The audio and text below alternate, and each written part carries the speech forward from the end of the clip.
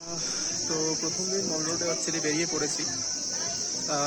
First target আছে এখানে জুটা cover করার। তো জুটা কভার করে মল রোডটা সন্ধ্যাবেলাতেই ঘুরবো। দিয়ে জু আর কিছু মনেস্ট্রি বা বৌদ্ধ টেম্পল, বাই দ্য ওয়ে এখানে এই ঘোড়াগুলো নিয়ে চড়ানো হয়। তো এগুলো মোটামুটি 100 টাকা ফেয়ার পড়ে। তো এভারেজ সবাই তাই।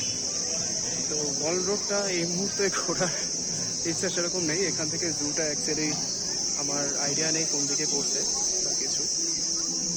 তো ট্রাই করছি আমি।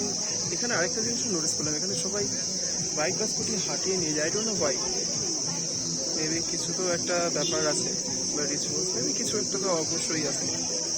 তো রাতের দিকে এখানে এসে এটা অবশ্যই এক্সপ্লোর করবো। এখানে খুব সুন্দর একটা বড় স্টেজ টাইপও রয়েছে। এখানে মেবি দুর্গা পুজোটাও এইখানেই হয় আই থিঙ্ক। তো এক্সপ্লোর করবো এটা রাতের দিকে এসে। এবং এখন জুটা কোন দিকে ওটা অ্যাকচুয়ালি খোঁজ করবো, তারপর দেখা যাক কত কী করা যায়। তো জুতে পৌঁছে আবার নেক্সট ভিডিও আমি ট্রাই করছি।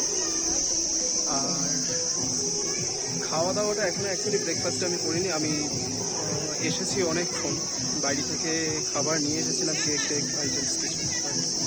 দেখা যাক এখানে খাওয়া দাওয়াটাও সারবো। এখানকার খাওয়া দাওয়ার রুটিটা জিজ্ঞেস করলাম, রুটি এখানে 10 টাকা করে উইথ সবজি ডাল। তো নেক্সট আমি ট্রাই করবো এখানে কী কী আছে। তো নেক্সট ভিডিওতে আবার দেখা হচ্ছে।